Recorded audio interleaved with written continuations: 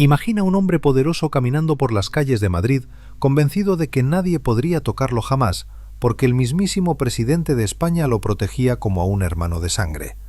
Y de repente, un estruendo ensordecedor lo arranca de la tierra y lo lanza al cielo en pedazos, mientras el mundo observa atónito si eso fue solo un atentado terrorista o el castigo por los secretos más oscuros que guardaba en su corazón. Bienvenidos a este canal donde desentrañamos los misterios de la historia española que nadie se atreve a contar.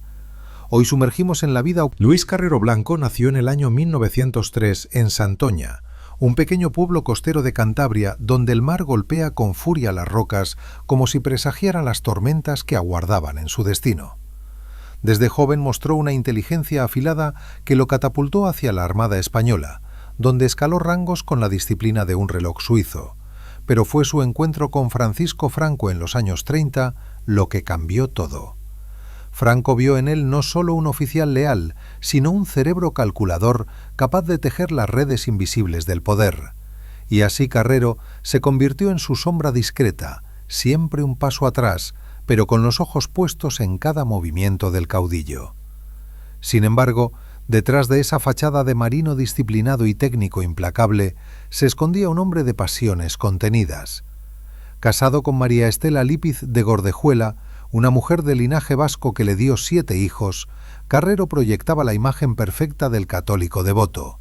Pero las lenguas viperinas de Madrid murmuraban sobre encuentros furtivos en casas discretas de la capital. ¿Fue solo devoción conyugal o había amores que ardían en secreto amenazando con incendiar su carrera?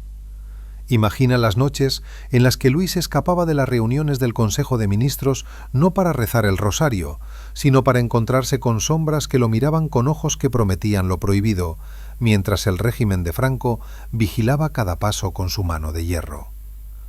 A medida que los años 40 avanzaban, Carrero se convirtió en el artífice del Opus Dei dentro del gobierno, un movimiento religioso que él impulsó con fervor casi fanático, pero que ocultaba sus propios demonios personales. Sus enemigos políticos lo llamaban el almirante de las tinieblas, porque parecía saberlo todo sobre todos, desde los pecados de los generales hasta los susurros de las amantes de los ministros. En esas décadas de posguerra, España era un tablero de ajedrez donde cada pieza podía caer al abismo, y Carrero movía las suyas con maestría, pero siempre con el temor de que su propio rey, el caudillo, descubriera las grietas en su armadura. ¿Cuántas cartas cifradas destruyó para proteger no solo al régimen, sino a sus propios deseos inconfesables? El ascenso de Carrero no fue casualidad. En 1958 Franco lo nombró subsecretario de la Presidencia, un puesto que le dio acceso a los secretos más profundos del Estado, desde informes de inteligencia sobre comunistas hasta dossiers sobre masones y separatistas. Pero en las profundidades de su despacio en el Palacio del Pardo, donde las paredes parecían oírlos todo, Carrero recibía visitas que no figuraban en los registros oficiales. Mujeres de mundo que llegaban envueltas en abrigos de piel y se marchaban con promesas de silencio eterno. Una de ellas, según rumores persistentes, era una actriz de los años dorados del cine español, cuya belleza había conquistado salones y ahora amenazaba con conquistar también los anales de la historia si su romance salía a la luz. Mientras España se tambaleaba entre la dictadura y los vientos de cambio del mundo exterior, Carrero planeaba el futuro del franquismo con una obsesión casi mesiánica. Creía que solo él podía perpetuar el legado de Franco, nombrándose a sí mismo como el heredero natural.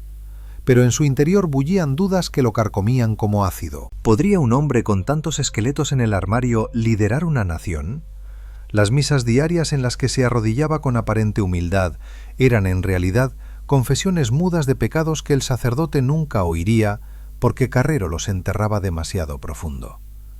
Y mientras tanto, el Euskadi Taas Katasuna, ETA, acechaba en las sombras, sabiendo que este hombre era el pilar que debían derribar para que el edificio franquista se derrumbara. En los 60, Carrero se convirtió en el presidente del gobierno en la sombra, manejando hilos desde la vicepresidencia con una astucia que aterrorizaba incluso a sus aliados. Sus informes secretos sobre la monarquía incipiente de Juan Carlos revelaban desconfianzas profundas porque veía en el príncipe un peligro para su visión de un franquismo eterno.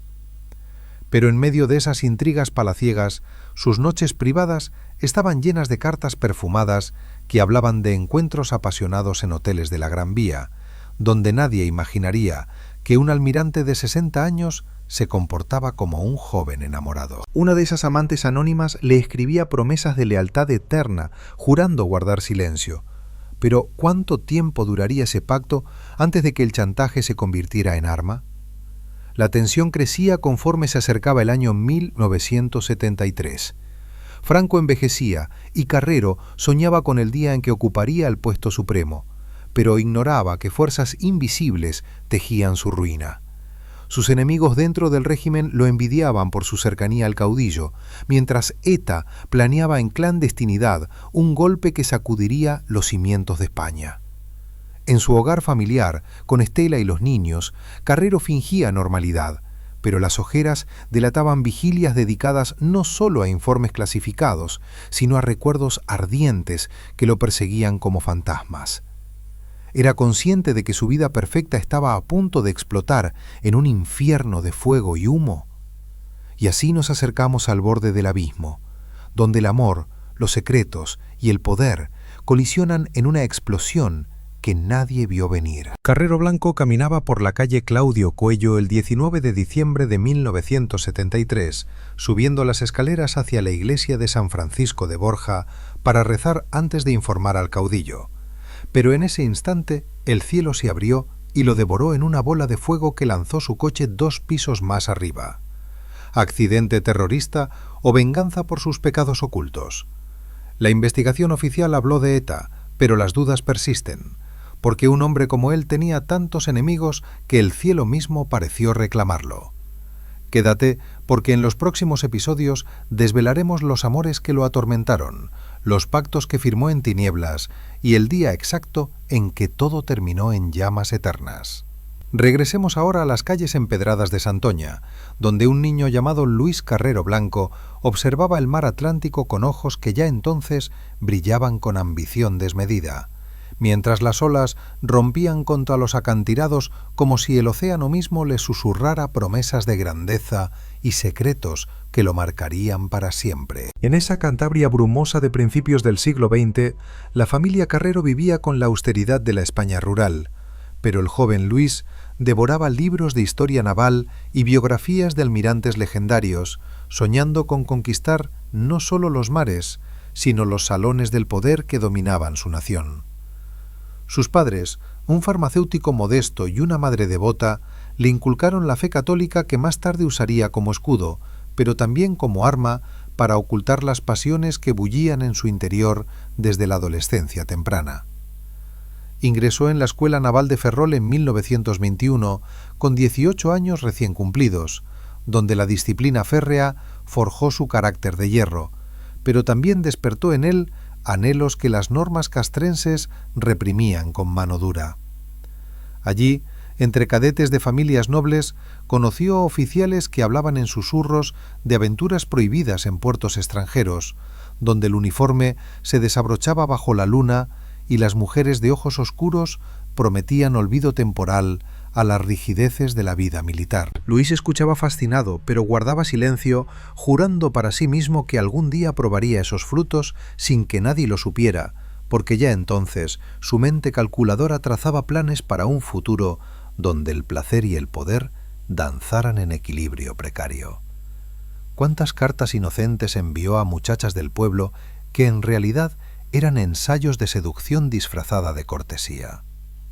Graduado como alférez de navío en 1925, Carrero sirvió en el acorazado España, navegando por las costas africanas, donde el calor abrasador y la soledad de las guardias nocturnas avivaron fuegos internos que ningún juramento matrimonial apagaría del todo.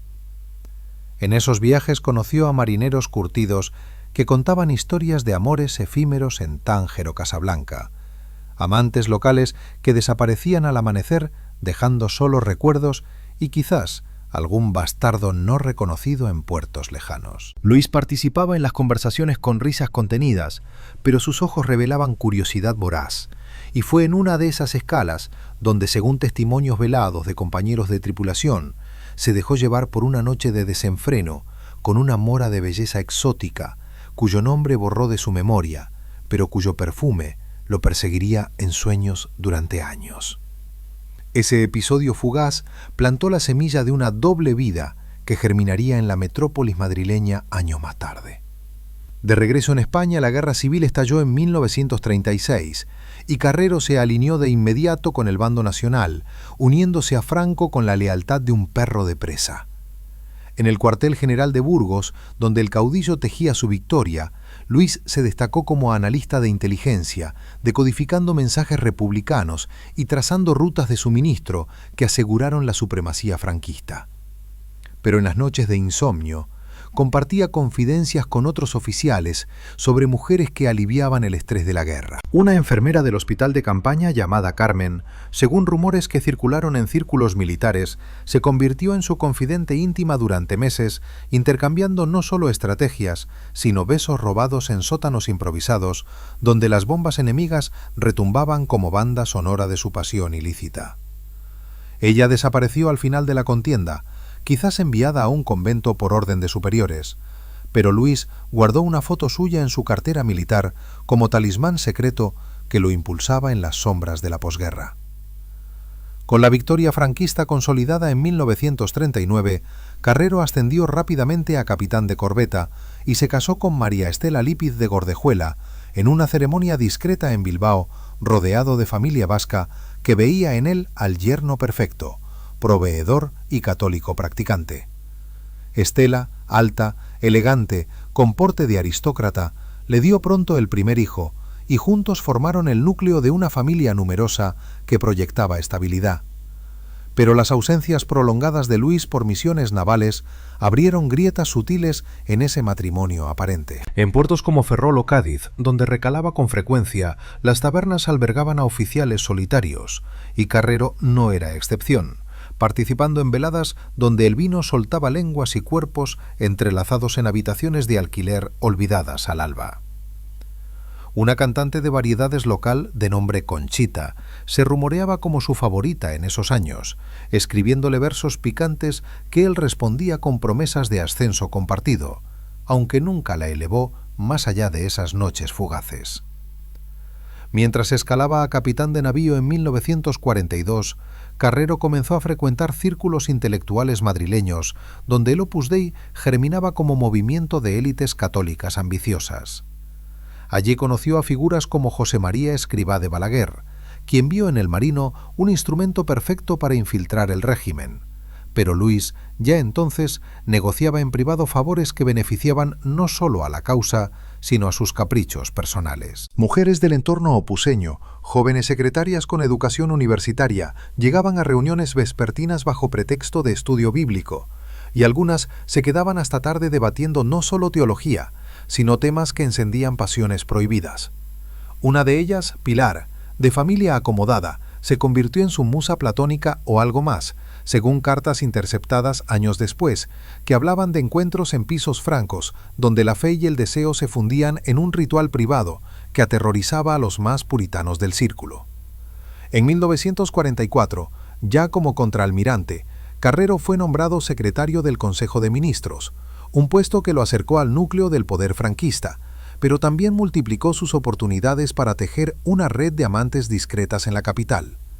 Madrid bullía de posguerra con mercado negro y moral laxa, y Luis navegaba esos bajos fondos con astucia, recolectando no solo información comprometedora, sino placeres que lo rejuvenecían tras días de intrigas palaciegas. Se decía que frecuentaba un club privado en la calle Alcalá, regentado por exfalangistas, donde aristócratas y oficiales compartían confidencias y cuerpos de bailarinas profesionales, una de las cuales, Soledad, con ojos verdes hipnóticos, lo cautivó durante una temporada, jurándole amor eterno a cambio de joyas que él proveía de presupuestos opacos.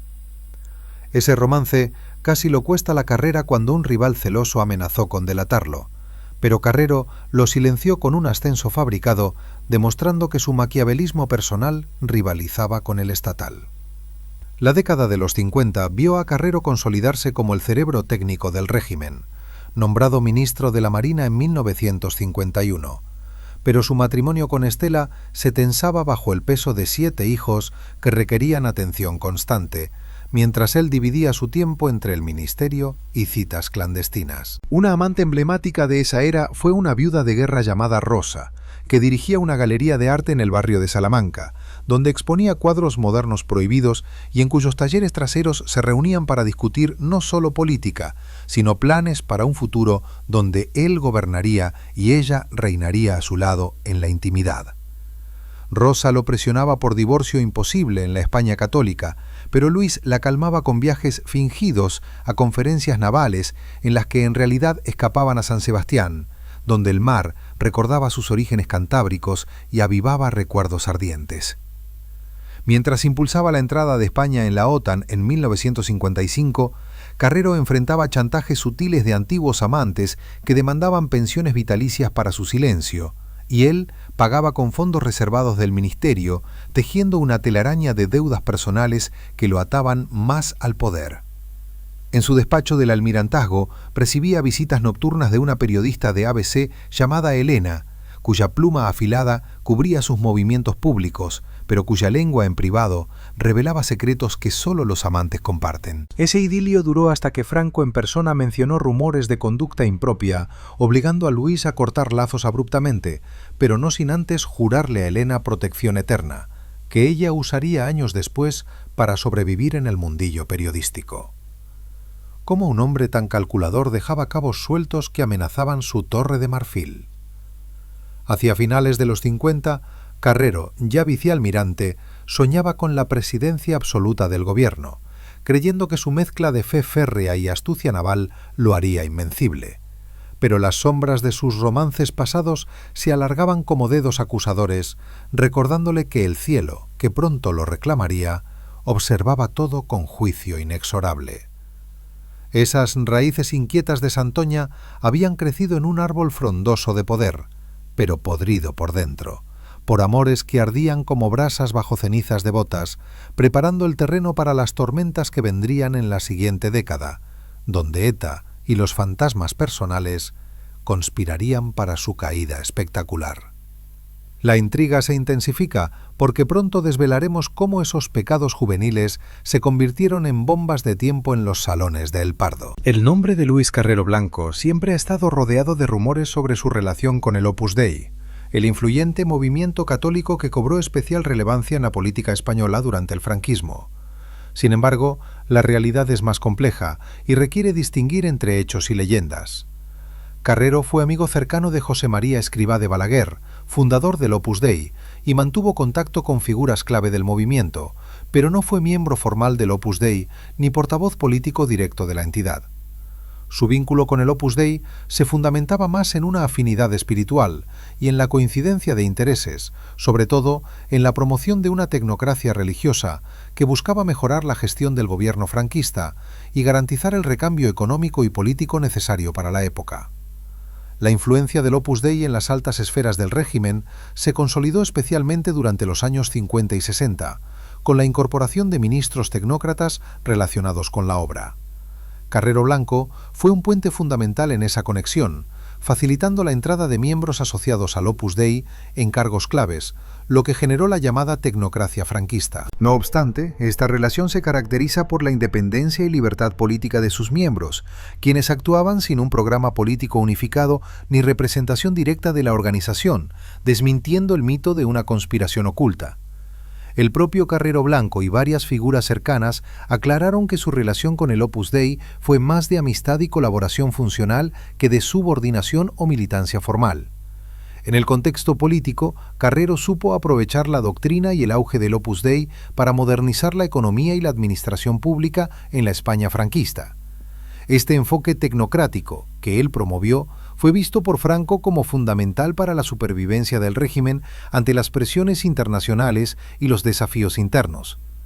La estrecha colaboración con grupos católicos, aunque sin estar imposibilitados por la pluralidad ideológica, fue una estrategia para fortalecer la estructura del poder, basándola en una moralidad y disciplina que Carrero encarnaba públicamente, pero que en la privacidad convivía con sus propios conflictos y secretos. Para entender plenamente la influencia del Opus Dei en Carrero Blanco y en la dictadura franquista, hay que tener en cuenta que la institución misma siempre negó tener un papel político unificado o partidista, subrayando la autonomía de sus miembros.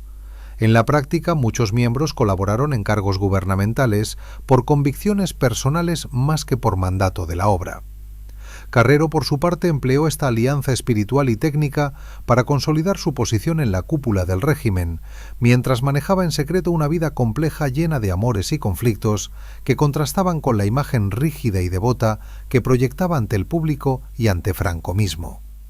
Así, la historia de Carrero Blanco y su relación con el Opus Dei es un entramado donde la fe, el poder y la ambición se entrelazan sin ser idénticos, dando forma a una de las figuras más enigmáticas y controvertidas del franquismo, cuyo ascenso y caída estuvieron siempre marcados por la tensión entre sus creencias, sus secretos personales y las alianzas políticas que tejió con maestría hasta el día en que el cielo literalmente se lo arrebató. El 20 de diciembre de 1973 amaneció frío y gris en Madrid, un día que quedaría marcado para siempre en la memoria de España. Luis Carrero Blanco, presidente del gobierno y hombre fuerte del régimen franquista, seguía su rutina habitual asistiendo a misa en la iglesia de San Francisco de Borja antes de dirigirse a su despacho en la presidencia del Consejo de Ministros. Lo que nadie imaginaba era que ese día el destino lo esperaba con un plan meticulosamente tramado que pondría fin a su vida y sacudiría los cimientos del franquismo como nunca antes. El atentado conocido como Operación Ogro fue perpetrado por el Comando Chiquia de la organización terrorista Euskadi Askatasuna, ETA. Durante semanas planearon con precisión quirúrgica el asesinato de Carrero Blanco. Alquilando un bajo en la calle Claudio Coello, justo en la ruta cotidiana del presidente, los terroristas excavaron un túnel bajo la vía pública y colocaron explosivos potentes que serían detonados a su paso. La mañana del ataque, cuando el coche oficial de Carrero pasó sobre el lugar exacto, la explosión fue brutal, lanzando el vehículo varios metros y causando la muerte instantánea del almirante. La repercusión en España fue inmensa. Este atentado representó el mayor golpe contra la dictadura franquista desde la Guerra Civil y despertó temor e incertidumbre en un régimen que ya mostraba signos de debilidad por la salud débil de Franco y las luchas internas. Los sectores más conservadores y afines al franquismo, conocidos como el búnker, usaron el suceso para reforzar sus posiciones y aseguraron que la sucesión al mando recayera en figuras duras como Carlos Arias Navarro, evitando cualquier cambio liberal inmediato. A pesar de la claridad en la autoría del atentado, nunca se juzgó a los integrantes del Comando Chiquia ni a sus colaboradores, debido a la amnistía concedida tras la muerte de Franco y el tránsito hacia la democracia. La historia oficial ha sido cuestionada por diversos indicios y teorías, incluyendo sombras de supuestas complicidades dentro de sectores de seguridad y la posible manipulación de la investigación para evitar desvelar toda la verdad. Esta es la llamada otra muerte de Carrero Blanco, una segunda sombra que envuelve su legado y su asesinato. Este hecho representó un punto de inflexión en la historia de España y aceleró el declive del franquismo, mientras ETA daba un salto cualitativo en su lucha armada contra el régimen. La imagen del almirante lanzado por los aires se convirtió en un símbolo de la lucha clandestina y de la inevitable transformación política que España debía afrontar. La historia del magnicidio sigue envolviendo incógnitas y provoca debates apasionados, pero nadie duda del impacto decisivo que tuvo en el curso de la nación. Asesinato de Carrero Blanco. Luis Carrero Blanco siempre fue una figura envuelta en contradicciones profundas y fascinantes. Su relación con el Opus Dei, un movimiento católico influyente en la política española durante el franquismo, ha sido objeto de múltiples malentendidos y mitos. Aunque tuvo una amistad cercana con el fundador del Opus Dei, José María Escrivá de Balaguer, y estuvo rodeado de miembros del movimiento, Carrero nunca fue oficialmente parte de esta organización. Su vinculación se basaba más en una afinidad espiritual y en la convergencia de objetivos políticos y sociales que en un compromiso institucional riguroso. Durante los años 50 y 60, Carrero Blanco fue un facilitador clave para la entrada de tecnócratas relacionados con el Opus Dei en altos cargos del gobierno franquista, lo que impulsó una política de modernización económica y administrativa en España. Sin embargo, la influencia del Opus Dei en estos procesos no obedeció a una doctrina política impuesta, sino más bien a la independencia con la que sus miembros actuaban, muchos con diversas ideologías y perfiles. Esta relación permitió a Carrero Blanco ser visto como puente entre la tradicional estructura franquista y la tecnocracia emergente que buscaba renovar el régimen para hacerlo viable en el contexto internacional.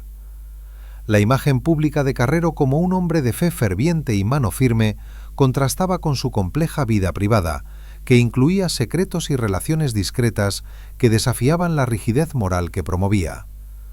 Su vida reflejaba la tensión entre la devoción religiosa y el ejercicio del poder, en donde cada acto público escondía una red de maniobras, influencias y pasiones personales. La interacción con el Opus Dei fue parte de ese entramado, sirviendo tanto para fortalecer su prestigio como para navegar las complejidades del régimen con aliados influyentes dentro y fuera de la política. El Opus Dei, por su parte, siempre negó cualquier papel político directo o conspirativo dentro del franquismo. Sostuvo que sus miembros actuaban individualmente y que la organización permanecía fiel a su misión espiritual, sin ordenar o unificar decisiones políticas. Esta autonomía fue fundamental para explicar la diversidad de posiciones y las tensiones internas entre miembros ligados al gobierno y aquellos que eventualmente se involucraron en la oposición. La historia de Carrero y el Opus Dei, lejos de ser una alianza monolítica, es un relato de coincidencias estratégicas y valores compartidos en una época de grandes cambios y desafíos para España. El análisis de esta relación revela la complejidad de la política franquista y la manera en que figuras como Carrero Blanco supieron utilizar instrumentos religiosos, sociales y técnicos para mantenerse en la cumbre del poder. Su legado es un reflejo de esa dualidad entre la fe y el poder, entre la tradición y la modernización, y entre la sombra de sus secretos personales y la fuerza pública de sus decisiones gubernamentales, que culminaron en un momento trágico que cambiaría para siempre la historia de España. Luis Carrero Blanco fue un hombre que construyó un verdadero Estado dentro del Estado franquista. Admirante leal y mano derecha de Francisco Franco, su carrera militar y política estuvo marcada por una disciplina férrea combinada con una astucia inusual para manejar tanto la administración pública como las intrigas palaciegas. Desde su nombramiento en 1941 como subsecretario de la Presidencia, Carrero se convirtió en la figura que mantenía el equilibrio interno del régimen, controlando desde la red de informadores en los ministerios y el ejército hasta la vigilancia de sus enemigos internos, tanto del bando fascista como de otros sectores turbulentos. Sin embargo, su habilidad para manipular el poder estuvo siempre acompañada por un lado oscuro. Se lo describía como un hombre sin escrúpulos, que tejió una red de espionaje con alcances sorprendentes, incluyendo la infiltración en el Opus Dei, la Falange y otros órganos del régimen. Su gestión se entendía como la construcción de un pequeño imperio personal dentro del aparato franquista, donde la lealtad absoluta y el control total eran la moneda de cambio. Esta fuerza manipuladora fue también el reflejo de su profunda convicción ideológica anticomunista, su paranoia acerca de la masonería y sus teorías conspirativas que le hacían ver enemigos en todas partes y justificaban su mano dura. Carrero Blanco no solo diseñaba estrategias políticas, sino que también defendía una visión cultural y religiosa estricta para España. Fue un ferviente defensor de la idea de España como paladín de la fe cristiana, enfrentada a un supuesto judaísmo conspirativo, manifestando en escritos y discursos un antisemitismo marcado y una visión de conflicto religioso eterno. Esta ideología rígida le permitió justificar muchas de sus decisiones autoritarias y su rechazo a procesos de descolonización, como en el caso del Sáhara Occidental, que defendía como parte inalienable de España. La planificación para perpetuar el franquismo después de Franco fue uno de sus grandes objetivos.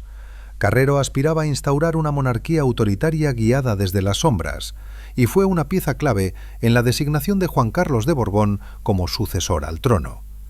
Su estrategia descendía de la idea de mantener todo atado y bien atado, una frase emblemática con la que Franco quiso dejar claro que no habría rupturas significativas con su legado.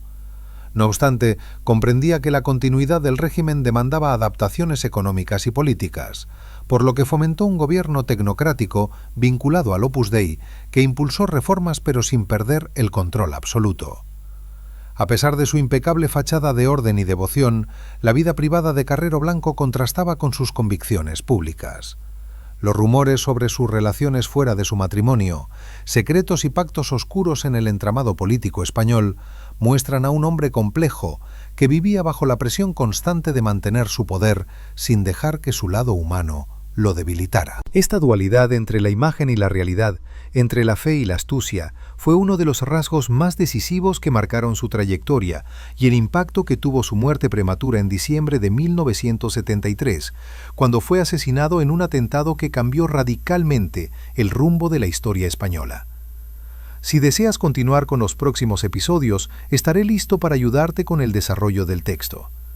A lo largo de los años se ha difundido el mito de que Luis Carrero Blanco fue un miembro activo del Opus Dei o incluso su vocero político, pero la investigación histórica y documental desmonta esa idea. Carrero mantenía una estrecha amistad con José María Escrivá, fundador del Opus Dei, y cultivó relaciones con figuras ligadas al movimiento, pero nunca formó parte formal de él. Su vínculo fue más de cercanía espiritual y pragmática que de adhesión institucional. El Opus Dei impulsó a varios tecnócratas que accedieron a puestos clave en el gobierno franquista durante los años 60, y Carrero Blanco fue uno de los principales facilitadores para su inserción en poder. Sin embargo, estos ministros actuaban de forma independiente y con sus propias agendas. El Opus Dei como institución mantuvo siempre una postura de no intervención política directa. Esta autonomía interna permitió que personas con perfiles diversos coexistieran dentro del régimen, cada una con su propia visión y proyectos, lo que dificulta hablar de una conspiración monolítica vinculada a la obra. La leyenda sobre Carrero y el Opus Dei surge en parte por la naturaleza discreta y celosa de la obra respecto a su actuación pública, además de campañas críticas de falangistas para desacreditar a sus rivales, tachándolos de opusdeístas. También influyó la coincidencia en el tiempo del auge de los tecnócratas vinculados al Opus Dei y el papel de Carrero como puente hacia la modernización económica y administrativa del régimen, medida que Franco consideró necesaria para su supervivencia política. En realidad, Carrero Blanco contó con diferentes directores espirituales, incluidos jesuitas y un sacerdote del Opus Dei, pero mantuvo una independencia notable entre su vida íntima, su fe personal y su constante juego político. Su relación con el movimiento fue por lo tanto compleja y multifacética, con elementos de colaboración, pero sin una sumisión ni representación formal, una pieza fundamental dentro de un entramado político más amplio, donde la lealtad a Franco y la conservación del régimen eran la prioridad máxima. La investigación histórica apunta a que la relación entre Carrero y el Opus Dei fue importante para la tecnocracia franquista, pero siempre dentro de la pluralidad interna del régimen, donde diferentes grupos y poderes convivían y competían, no bajo un mando centralizado del Opus Dei o cualquier otra organización religiosa. Este equilibrio frágil entre doctrinas, intereses y secretos personales marcó el ascenso y la caída de una de las figuras más enigmáticas y decisivas del tardofranquismo. Luis Carrero Blanco fue una figura central en la estructura del gobierno franquista tras la victoria de los nacionalistas.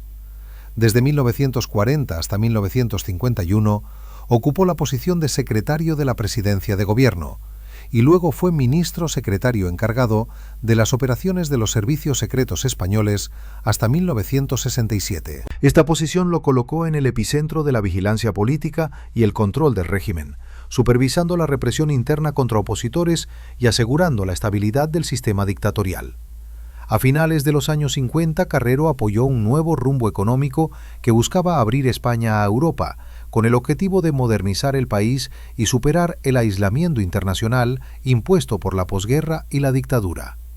Bajo su auspicio se impulsó un grupo de tecnócratas, muchos relacionados con el Opus Dei, que promovieron reformas administrativas y económicas que permitieron a España iniciar un lento proceso de desarrollo material y de inserción en el contexto internacional.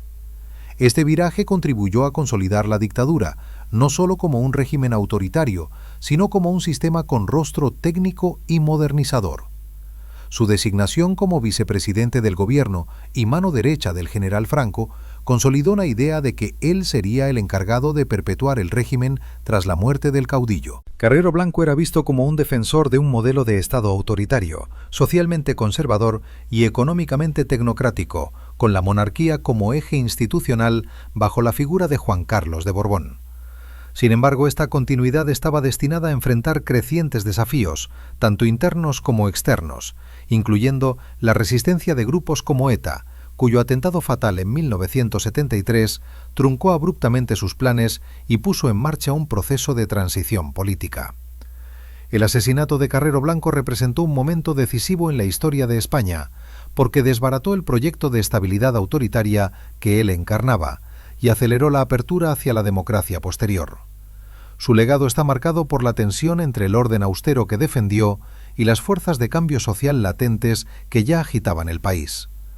La figura de Carrero Blanco sigue siendo revisitada con polémica, pues mientras para algunos fue un símbolo de la firmeza y el patriotismo, para otros representa el poder opresivo que quiso condicionar el futuro de España hasta su última explosiva jornada. En junio de 1973, después de décadas de servicio leal y estratégico, Luis Carrero Blanco fue nombrado presidente del Gobierno de España, sucediendo al propio dictador Francisco Franco, quien se retiró temporalmente de la jefatura del Ejecutivo.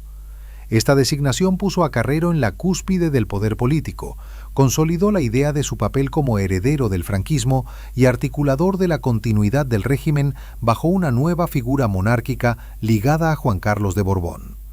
Su gobierno fue de corta duración, apenas 6 meses, pero estuvo marcado por la firmeza y la determinación de mantener el orden autoritario frente a los crecientes movimientos internos de oposición y la presión internacional para la apertura política.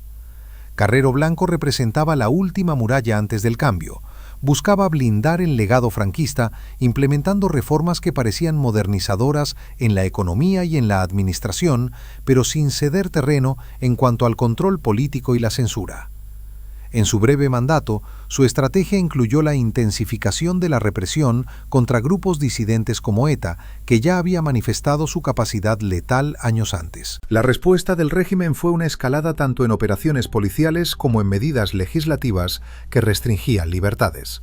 Efectivamente, el asesinato de Carrero Blanco el 20 de diciembre de 1973, durante un atentado organizado por ETA, significó no solo la pérdida del líder, sino también la fractura irremediable del franquismo como sistema cerrado.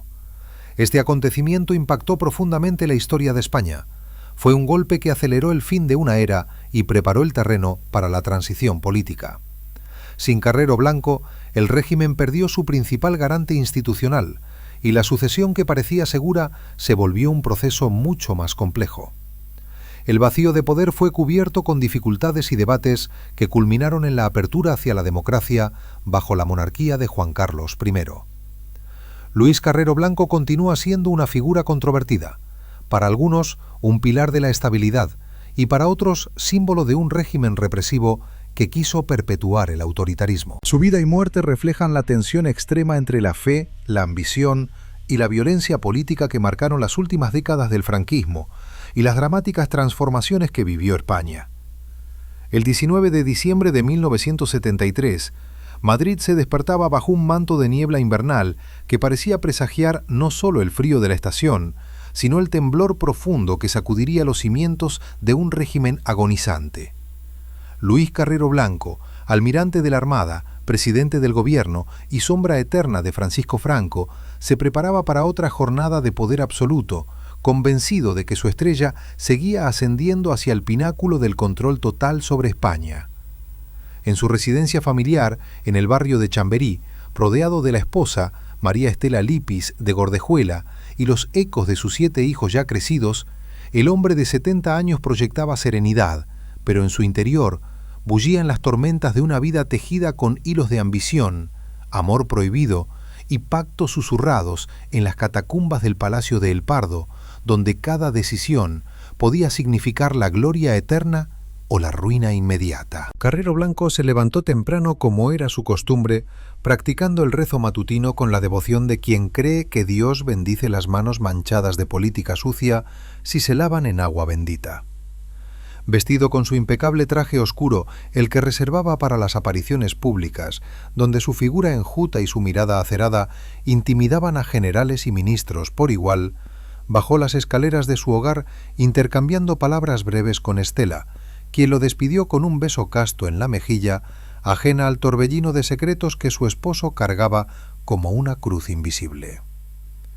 El coche oficial, un Dodge Dart negro con blindaje insuficiente, esperaba en la puerta escoltado por 2 agentes de la Guardia Civil, que ignoraban que ese trayecto rutinario por la calle Claudio Coello hacia la iglesia de San Francisco de Borja para la misa diaria sería el último capítulo de una existencia marcada por la intriga constante y los deseos reprimidos que ahora el destino reclamaría con violencia bíblica. Mientras el vehículo avanzaba por las calles empedradas de un Madrid aún dormido, Carrero Blanco repasaba mentalmente la agenda del día, un informe clasificado para Franco sobre la creciente amenaza vasca, la reunión con tecnócratas del Opus Dei para afinar la sucesión monárquica, y quizás un encuentro discreto en algún piso franco de la Gran Vía con una de esas sombras femeninas que habían acompañado sus noches durante décadas.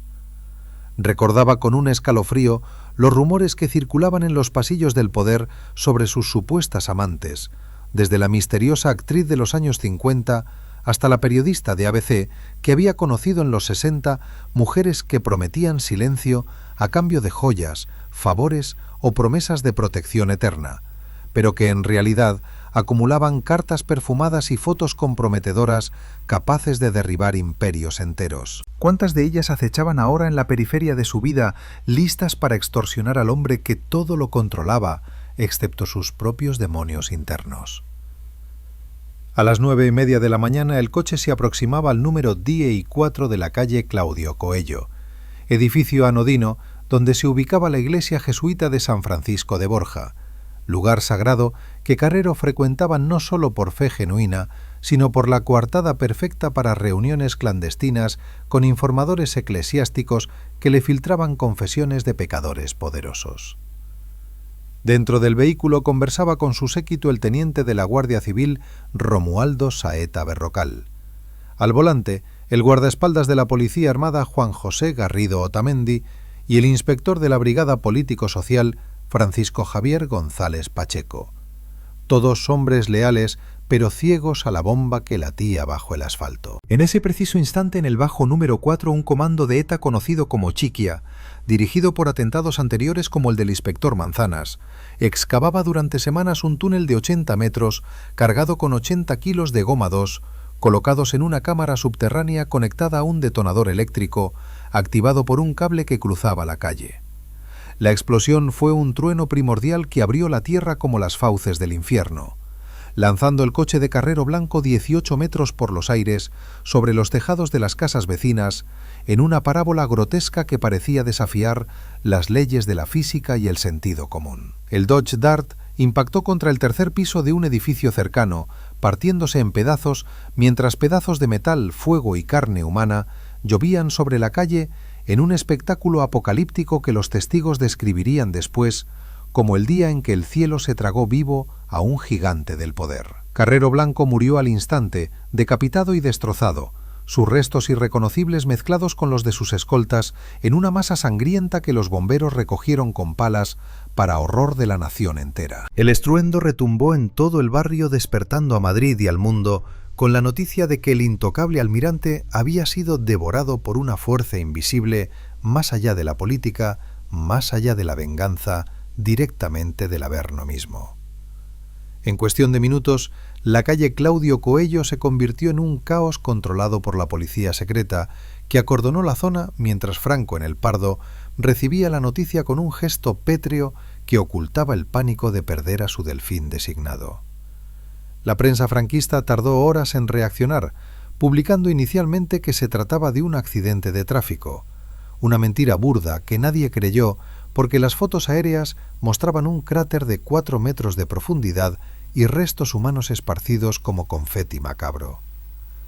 ETA reivindicó el atentado al día siguiente con un comunicado que detallaba la operación Ogro, nombrada así por su brutalidad mecánica y planeada desde meses antes en pisos francos de San Sebastián con inteligencia precisa, obtenida de filtraciones internas que apuntaban a posibles complicidades en los servicios secretos españoles, sedientos de poder o vengativos por viejos rencores. Pero más allá de la autoría terrorista, las teorías conspirativas florecieron como maleza venenosa en la España de la transición incipiente.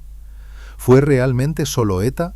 ¿O hubo manos franquistas internas, los inmovilistas del búnker, que veían en Carrero un modernizador peligroso, demasiado cercano a los tecnócratas del Opus Dei y dispuesto a ceder ante Juan Carlos? Se murmuraba sobre la CIA, interesada en desestabilizar el régimen para forzar la democracia. Documentos desclasificados años después revelaban vigilancia estadounidense, pero nada concluyente. Otros apuntaban a masones comunistas o incluso a la propia Estela Lípiz, harta de las infidelidades de su esposo, aunque esa idea rozaba lo novelesco. Lo cierto es que el magnicidio dejó un vacío que aceleró la muerte del franquismo, porque Carrero era el pegamento ideológico, el hombre que ataba, y bien ataba, el legado de Franco, y sin él, el caudillo envejecido se tambaleó hacia su fin, nombrando a Arias Navarro, un continuista rígido que solo prolongó la agonía. En las horas posteriores al atentado, la familia Carrero se reunió en shock. Estela, viuda inconsolable, recibió las condolencias de Franco en persona, quien lloró por primera vez en público, revelando la fractura humana bajo la armadura dictatorial. Los 7 hijos, dispersos por España, regresaron para un funeral estatal en la Catedral de la Almudena, donde miles desfilaron ante el féretro cerrado cubierto de banderas nacionales y la cruz del Valle de los Caídos, símbolo del régimen que Carrero sirvió con fanatismo.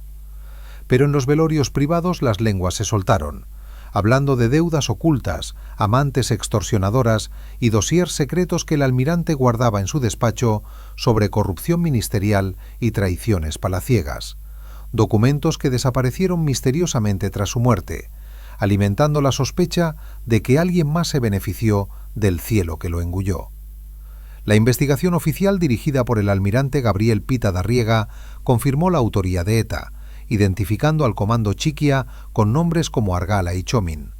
Pero nunca se juzgó a los culpables, gracias a la amnistía de 1977, que cerró heridas a medias. Sin embargo, las irregularidades pululaban el túnel excavado sin que nadie lo notara, pese a las vibraciones y el olor a cordita, los informes previos ignorados sobre vigilancia en Claudio Coello y la ausencia de escolta blindada reforzada que Carrero había solicitado semanas antes. Estos cabos sueltos dieron alas a libros prohibidos y documentales clandestinos que pintaban el asesinato como un golpe maestro de la CIA con el beneplácito de Juan Carlos, ansioso por su trono, o incluso de Franco mismo, cansado de su sombra, demasiado ambiciosa para compartir el ocaso. Mientras España lloraba públicamente al mártir franquista, en privado se desenterraban los pecados que Carrero llevó al cielo, sus amores clandestinos con actrices viudas y secretarias que ahora salían de las sombras reclamando herencias o venganzas, pactos oscuros con el Opus Dei, no como miembro, sino como manipulador, que usaba su espiritualidad para chantajear almas débiles, y su anticomunismo paranoico, que lo llevó a listas negras de intelectuales, masones y vascos ejecutados en la sombra. Una carta anónima circuló en círculos madrileños días después, revelando un supuesto hijo ilegítimo nacido de su romance con la cantante Conchita, en los puertos de los 40, un bastardo que vagaba por Cádiz, ignorante de su linaje presidencial, pero listo para reclamar su parte en el legado sangriento. El impacto del 19 de diciembre trascendió fronteras. La Vanguardia tituló «El vuelo más alto de Carrero», mientras Le Monde hablaba de un terremoto político que allanaba el camino a la democracia. En el Vaticano se rezó por su alma. El jesuita de San Francisco de Borja presidió una misa privada donde confesó que Carrero había recibido los sacramentos el día anterior, arrepentido de pecados no especificados, quizás los amores que lo atormentaron o las ejecuciones que ordenó desde su escritorio. Franco decretó luto nacional y aceleró la sucesión, pero el daño estaba hecho. ETA se convirtió en mito, el franquismo en cadáver tambaleante y Carrero en leyenda. El hombre que creyó intocable hasta que el cielo lo reclamó, no solo por venganza terrorista, sino por los secretos que ardían en su pecho como lava contenida. Años después, en la democracia naciente, las estatuas de Carrero fueron derribadas, sus nombres borrados de calles, pero su sombra persiste en los debates historiográficos. ¿Héroe leal o tirano maquiavélico? ¿Víctima de ETA o sacrificio necesario para la transición? Los expedientes desclasificados en el 2000 revelan más preguntas que respuestas sobre posibles infiltrados en la policía que guiaron a los etarras y favores que Carrero negó a generales rivales furiosos por su ascenso. Estela Lípiz vivió hasta los 90 guardando silencio sobre las infidelidades, pero sus nietos susurran historias de joyeros escondidos y cartas quemadas la noche del atentado. Hoy, 50 años después, el cráter de Claudio Cuello está cubierto por asfalto nuevo. La iglesia sigue abierta, pero el fantasma de Carrero Blanco ronda en documentales y foros en línea, donde se especula si su muerte fue el castigo divino por una vida de hipocresía, fe pública, pasión privada, poder absoluto y secretos que el cielo se tragó en una explosión que cambió España para siempre. Esta es la verdadera historia oculta del almirante. El hombre que amó en las sombras, conspiró en los despachos y voló al abismo, llevando consigo los enigmas que aún hoy nos intrigan y aterrorizan. Porque en la historia real, como en la ficción, el precio del poder siempre se paga con sangre, fuego y silencio eterno. Años después del estruendo que lanzó a Luis Carrero Blanco al firmamento, sus sombras no se disiparon, sino que se alargaron como tentáculos invisibles sobre la España que intentaba renacer de las cenizas del franquismo.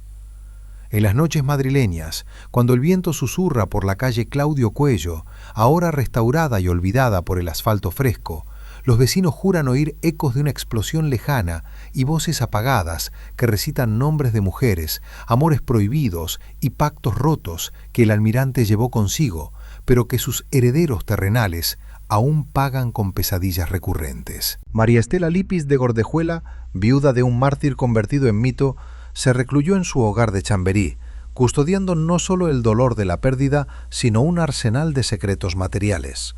Cartas amarillentas perfumadas con esencias olvidadas, joyeros con colgantes grabados con iniciales ajenas y dosiers clasificados que Carrero atesoraba en un cajón secreto de su escritorio. Documentos que detallaban corrupciones ministeriales, traiciones falangistas y hasta un posible bastardo nacido en los puertos cantábricos de los años 40, fruto de una pasión marina que el marino disciplinado nunca reconoció públicamente.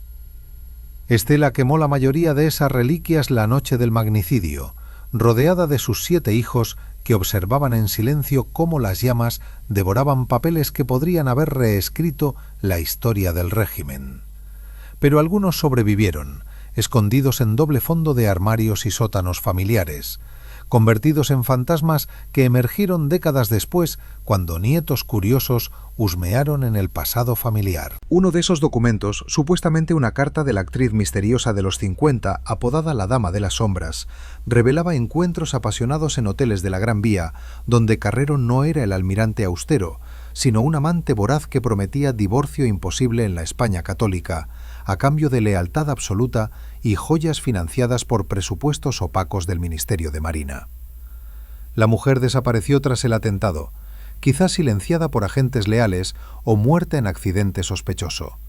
Pero su perfume persistía en la memoria de Estela, quien en confesiones privadas a una monja amiga admitió haber confrontado a su esposo años antes en una escena digna de teatro griego, donde lágrimas, juramentos y rosarios volaron por el aire sin resolver el nudo de infidelidades que estrangulaba su matrimonio perfecto. Mientras la familia lidiaba con los espectros íntimos, el régimen franquista agonizaba sin su pilar, maestro, Franco.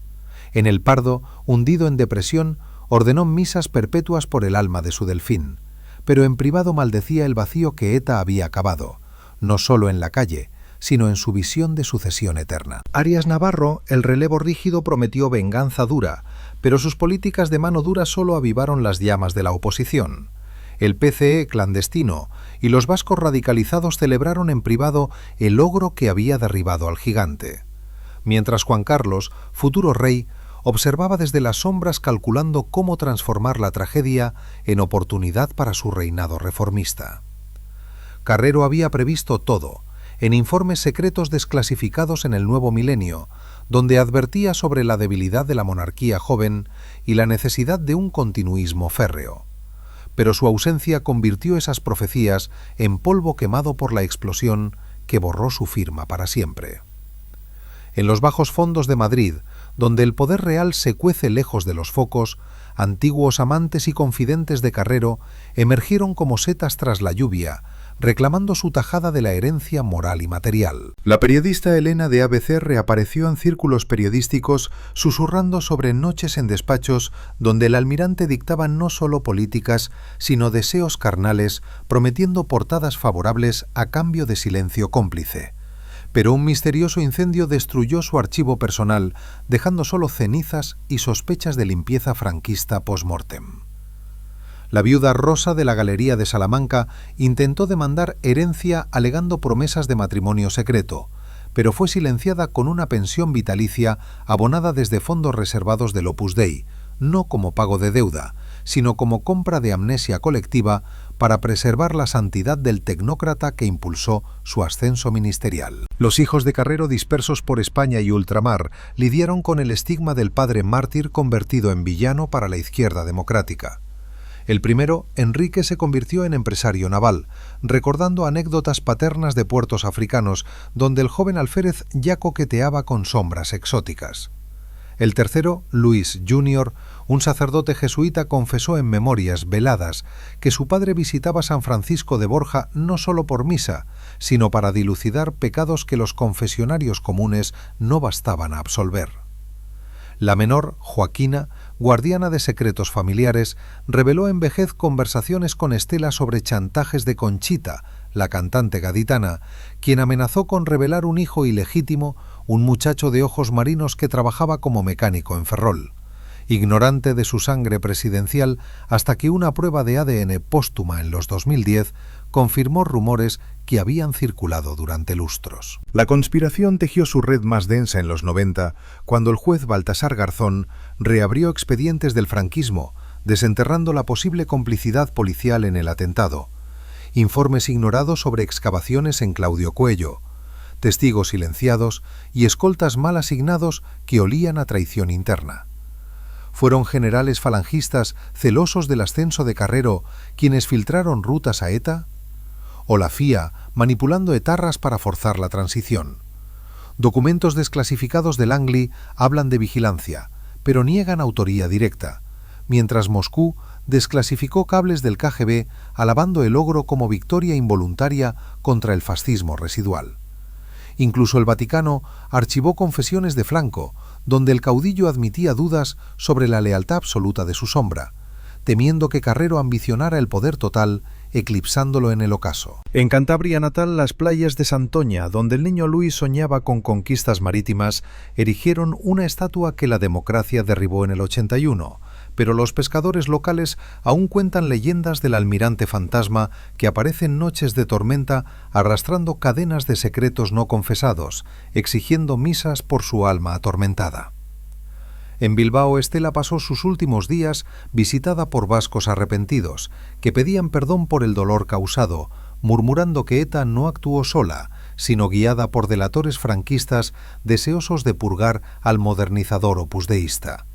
Su muerte en 1997 cerró el círculo, quemando las últimas cartas en una ceremonia privada, donde los hijos juraron silencio eterno. Pero Internet Eterno revivió todo en foros y podcast donde se especula si Carrero financió operaciones encubiertas contra masones, o si su anticomunismo paranoico ocultaba pactos con dictadores sudamericanos, traficantes de armas para sostener su red de placeres. Hoy, en el 2025, con España reconciliada pero cicatrices abiertas, el legado de Carrero Blanco pulula como virus informático en la memoria colectiva. Museos del franquismo exhiben fotos del coche destrozado. Iglesias rezan por víctimas del terrorismo, pero pocos mencionan los amores que lo humanizaban, los errores que lo cegaban y los enemigos que lo devoraron desde dentro. Juan Carlos, exiliado, reflexiona en Memorias sobre el almirante como puente roto hacia la continuidad que él transformó en ruptura.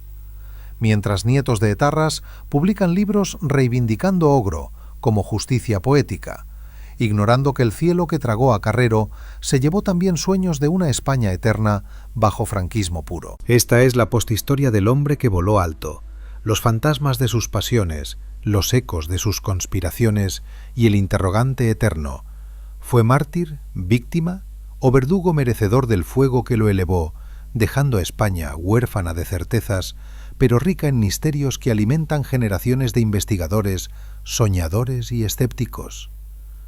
El ciclo se cierra, pero la intriga persiste, porque en la vida de Luis Carrero Blanco, como en las grandes tragedias, el telón cae no con aplausos, sino con un trueno que resuena eternamente, recordándonos que el poder ama en secreto, conspira en tinieblas y muere en explosiones que reescriben naciones enteras, mientras los secretos privados se convierten en leyendas públicas que nadie olvida del todo.